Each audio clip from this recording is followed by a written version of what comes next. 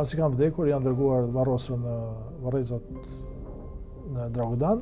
Se si që thash, pjesa më e madhe viktima pastaj kemi në rastin e varrezat qytetit Prishtinës. Në rajonin e Prishtinës, lufta nuk përfundoi me heshtjen e armëve. Në Prishtinë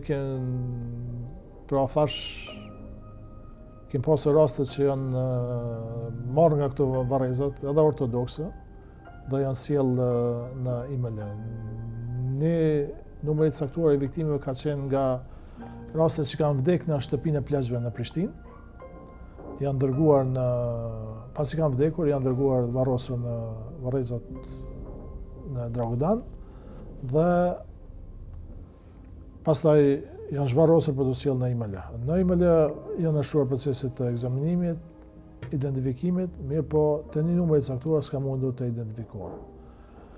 Disa prej tyre kanë qenë të komunitetit serb, të cilat s'ka mundur të identifikohen për shkak se nuk ka pasur mostra të mjaftueshme të gjakut që të japin përputhje me mostrën kockuara që është dërguar. Dhe pas angazhimit shtesë që kemi pasur edhe në raport me autoritetin në Beograd, janë arritur të gjenden familjet ose disa familje nga këto viktima, të cilat janë bindur që të japin gjak dhe pasi kanë dhënë gjak, është arritur përputhja me ADN, është arritur edhe identifikimi dhe pastaj edhe pas procesit të identifikimit familjet janë informuar që kemi identifikim pozitiv dhe pastaj janë dorëzuar përmes procedurës së rregullt për varrim në territorin e Serbisë.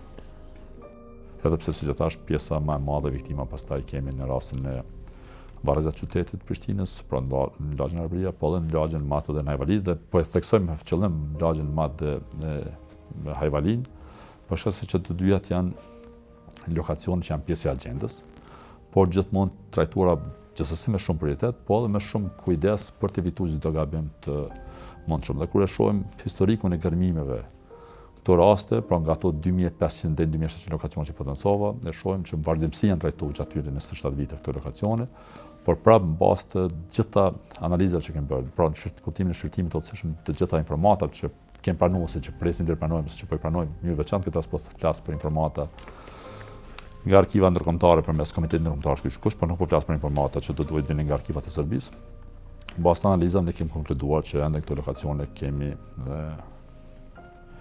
viktima që vazhdojnë të jenë listën e personave të duhur që potencialisht duhet të jenë këto lokacione, për shkak të faktit që tash lidhen me morgun e Prishtinës, me librat e morgut, me evidencat që ne kemi siguruar dhe në këtë rast mbas të shqyrtimit të informatave, gjithsesi këto lokacione vazhdojnë të jenë pjesë e agjendës kuptimit të trajtimit më të gjashtë. Një i zhdukur apo një i vrarë nuk është vetëm një numër në statistika. Ai është një mungesë që vazhdon të jetojë çdo ditë në familje, një plagë që nuk mbyllet kurrë. Në rajonin e Prishtinës, lufta nuk përfundoi me heshtjen e armëve. Për shumë familje, ajo vazhdoi si një pritje e gjatë mes shpresës dhe pasigurisë. Jeta e pas luftës për familjarët ishte një sfidë në çdo aspekt. Familjet e varfra dhanë mijëra euro për të zbuluar familjarët e tyre, ndërsa në çdo hap, kujtimi për të zhdukurit i shoqëroi secilin prej tyre.